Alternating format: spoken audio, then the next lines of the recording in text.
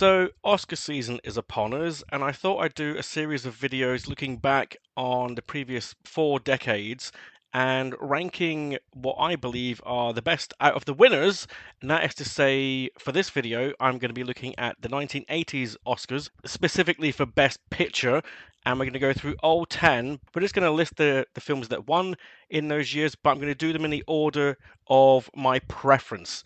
So we'll go from 10 to 1, but then as a bonus, I'm going to go back and look at the entire decade again, and we'll see what films were nominated as well that year, and I'm going to pick out what I think should have won that year. So this is a video of 2 parts. First of all, what won in the preference order of what I like, and then we'll go back to each year and have a look at what could have been. I'll get right into it. Out of the 10 films that won Best Picture in the 80s, from 1980 to 1989, is, 10th place, 1985's Out of Africa. I've seen this film once. I had a farm in Africa. Meryl Streep, I'm not a massive fan of. I think, terrific actor, just it doesn't really do the kind of stuff that I'm necessarily into all that often. And this one is, this is the film my mum likes. In fact, looking at this, there's a few on this list that my mum will probably like. Out of Africa comes in at number 10. I think the closest you get to this going forward is in the 90s when you got The English Patient. There were sort of parallels there. This forbidden love affair thing, and it all goes tragic at the end kind of thing. It's become a pretty much of a forgotten film. And I don't want to say rightly so and be mean about it. It's just not that interesting. And there we go. It's at 10. 9. Terms of Endearment, another film my mother probably loves. It's just not aimed at me. It's as simple as that. If you love this film, I've got full respect for you. It's not my bag. I know it got a sequel in the 90s. What was it? The Evening Star. Paxton showed up in that one. Woo! But yeah, this one, again, not my kind of thing. Like a bit of Deborah Ringer, like a bit of Jack Nicholson. Shirley MacLaine, great. But again, I've seen it once and I just don't come back to it. Number 8 is Ordinary People. Now, this is actually the most forgettable out of the lot of them. The ones that are below this are because they're not really my thing. This isn't really my thing either, but it is a better film. But it definitely did not deserve the win, and it definitely deserves to be low down on this list, and I'm going to skip on. Number 7 was controversial for the win, and that's Driving Miss Daisy. Driving Miss Daisy is a sweet film, right? It's, Jessica Tandy, Morgan Freeman, and Dan Aykroyd in a supporting role. It's perfectly fine. It is perfectly fine, but did it deserve the win? Probably not. But again, like I said, I'll come back to that another day. I've seen this film again, probably the once, watched it, yeah, that's fine, and then moved on. Number 6 is Gandhi. Now, Gandhi gets a lot of strife from people for being your typical Oscar fodder epic, David Lean. No, David Lean? How dare I say that? Richard Attenborough, taking a few cues out of David Lean's book, for sure. This one, amazing performance by Ben Kingsley. Again, it just comes down to if you're into the subject matter and if it's going to hold interest for you for the many, many, many, many hours and minutes that it drags on for. It is a very good film. And I never want to watch it again. Yes, another mother's favourites, and was quite often on the box as a kid, boring the living crap out of me. That and the actual David Lean film Dr. Zhivago from previous years. Oh god, yeah, this is the sort of thing that I was sort of rebelling against as a young film goer, and by film goer I mean whatever I saw on the TV and then eventually video and then cinema going forward. Gandhi, I think, is dismissed, and it is kind of unfair to dismiss it, but I understand why people get into other things. But it's certainly an important film, and Ben Kingsley is superb in it. But it did kind of put him in a hole for a while of this is the kind of stuff he does. I think you had to wait till Sexy Beast came along and people went, whoa, wow, this guy actually does do other things than just this serious shit. And he got nominated for an Oscar for that too. So there we go. 5, I'm going to put down to Chariots of Fire. Again, another film that gets a lot of grief, but it's good. It is very good. It's got that standout score from Vangelis, which went fuck off. So there are strong performances in there. And it's like, oh, hey, look, Nigel Havers. He's got a promising career ahead of him when he wasn't showing up on bloody Give Us a Clue or any of that shit. I just stole that joke from Ben. Sorry, Ben. But yeah, again, and one that I don't return to very often. And yeah, the British are coming, my ass. Number 4 will be The Last Emperor from 1987, and this is a very grand film. And as you can tell by this decade, that there was a lot of historical set movies based on true events and what have you. And this must have been really hard to put together because of how far back it's going in time. Wonderful performances. John Lone as the adult version of the lead character later on, I think is terrific. And yeah, it's beautiful to look at. But it isn't a film that I return to very often. As grand as it is, and as beautiful it is, and as wonderful as the performances are, I still think there's something lacking there. Again, it might just be taste, but that's what it is. Number 3 is Amadeus. Now, we're on 3 films now that I actually have a lot of love and respect for. Amadeus, I actually had to watch at school. We watched it in class. And I think we actually watched it twice, which is something considering it's 2.5 hours long. And then there's a director's cut that's even longer. It is a phenomenal film. It looks fantastic. This is one of those historical films where you go, wow, look at the set designs, look at the costumes and the performances. F. Murray Abraham won Best Supporting Actor for this one as Salieri. And Tom Hulse, initially, you don't like him because you're seeing things through Salieri's eyes. And when you first get introduced to Amadeus Mozart, he is really childish and annoying. So you kind of sympathize with the bad guy going in, and you sympathize with the bad guy towards the end when he's helping him out as Mozart is ill and trying to compose these last pieces, and he's actually sat there helping him do these things, but being baffled by, where is this genius coming from? It is a fantastic film, and if you've got the patience for it, then definitely check it out. Number 2 is 1986 Oliver Stone film Platoon. I have watched this film countless times, and I don't know why, because it's always a difficult watch. I think I come back to this one, well, one, because of how well it's put together, and 2, because of the cast that are in it. So you've got your Tom Berenger, your Charlie Sheen, and your Willem Dafoe as your main leads in the film, but there are so many actors in here. Keith David, Forrest Whitaker, Johnny Depp, John C. McGinley, Kevin Dillon is suitably slimy in this as well. He is absolutely fantastic. Richard Edson, Tony Todd, and obviously Dale Dye, the guy that always put all the actors through boot camp. He gets to show up as well. It is a superb film. It really is, but it gets tougher to watch as the film goes on because of the shit that goes down in this film.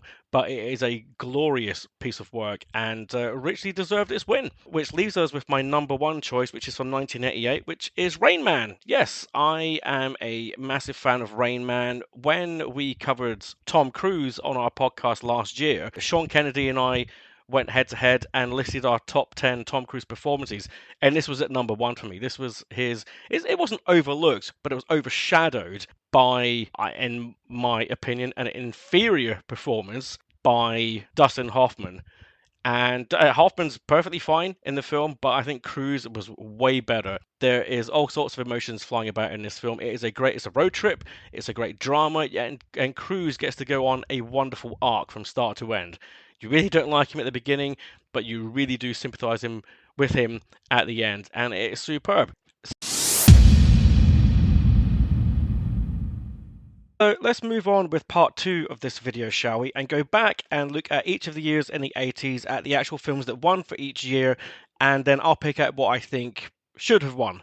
Obviously, this is just my opinion, and feel free to comment down below on what you would pick out for your wins. So if we get straight to 1980, there was 5 choices for this year. Ordinary People was the one that won.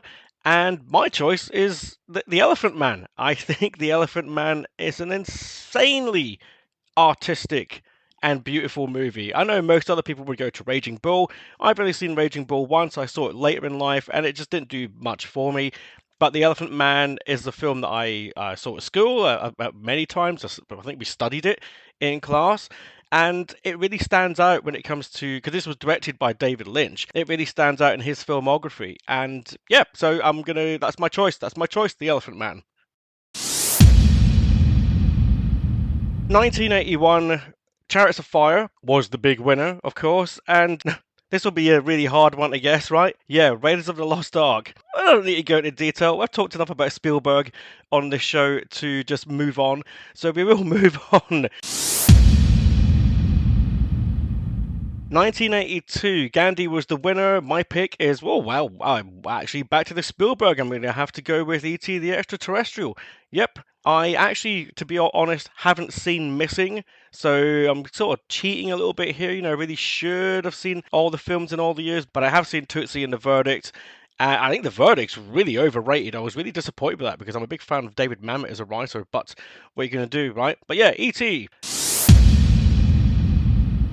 1983, Terms of Endearment was the winner, and my pick is, I don't even have to think twice about this, The Right Stuff. Philip Kaufman directed this film, and it is a superb ensemble drama. This is about the space race, and you have people in here like Ed Harris, Dennis Quaid, Sam Shepard will be most people's standout, I think. He's kind of the lead out of all of these actors. But my pick, aside from a terrific Scott Glenn and Ed Harris, and a nice performance from a young Dennis Quaid. I mean, Dennis Quaid was on the rise at this point, but Fred Ward as Gus Grissom, I think Fred Ward did a phenomenal job in this film. You also get to see a younger Lance Henriksen as well as part of the program. Just a great cast, absolutely great cast, and it is long. It's one of these ones that are about 3 hours long. But the first time I saw it, I was very taken in by it. If you like Armageddon, there's a line in there when all the guys show up, and then you see the proper astronauts see the miners arrive, and they go, "Wow, talk about the wrong stuff." That's a joke, obviously, against this, because this is called The Right Stuff. So yeah, The Right Stuff is my choice for that. So going on to 1984, Amadeus was the winner for this, and my choice is actually Amadeus. I think they actually got this one right for the year. I'm not a fan of A Passage to India. The Killing Fields is very good, but I'm not a massive fan of that. Soldier's Story is actually pretty good. Places of the Heart, I don't remember. But Amadeus, yeah, strong choice for that year. 1985, Out of Africa won.